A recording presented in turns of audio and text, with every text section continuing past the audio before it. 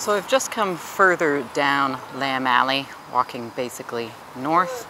This is Thomas Street and Cornmarket. That's St. Auden's Church there.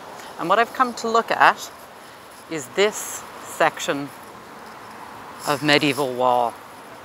It's not a terribly long section, not as long as the wall we'll look at in a minute down on Cook Street.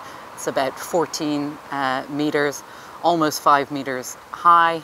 But the thing that I think is cool about it is that you get to see the wall in cross section. You get to see just how impressive and imposing it was.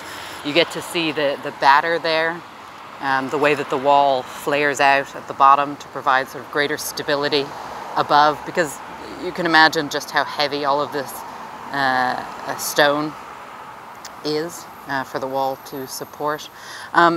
And in the medieval period, there would have also been quite a sizable ditch here outside the wall. I'm still standing sort of to the west of the city. And I'm standing where the ditch would have been. So altogether, it was a very impressive fortification, and a fortification that would have deterred attack. And indeed, that is, of course, perhaps its main purpose, was deterring attack. And even the sight of it, as you can imagine, might have served to make some attackers think twice. And then, of course, if anyone went ahead with an attack on the medieval city, getting through the walls would have been a difficult thing to do. But the walls actually served a couple other purposes outside of sort of major scale warfare. They also provided for the safety of the city in other ways. So, for example, there were many gates in and out of the city. There was a gate called Newgate, a large gate, where the road from the west came into the city, basically here. And those were closed at night. And there was a watch, so basically citizens were expected to patrol the city at night. And the fact that it was closed, that people couldn't just come in and out, meant that if any crimes occurred over the night, if the people who were on watch encountered any criminal activity, it would be more difficult for people to escape. And it was just having the ability to close off the city using the wall and that series of gates was useful in terms of discouraging and punishing just sort of low-level criminal activity in the city. The wall was also useful for economic purposes. So merchants and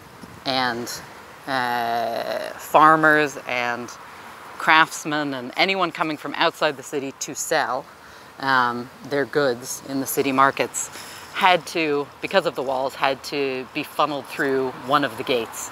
And that meant that the city could know who was coming in and out and be sure to collect the necessary tolls and taxes and payments that were due. You weren't allowed to just come to the city and sell whatever you wanted without a fee. This was an important source of revenue. So the walls really made that possible, that collecting of payments due to the city. We have a lot of evidence about how important the walls were to the city in the form of murage grants. And that just means a grant that whose purpose was to, you can see there a big butterfly bush growing out of the wall, grants whose purpose was to finance the upkeep of these walls.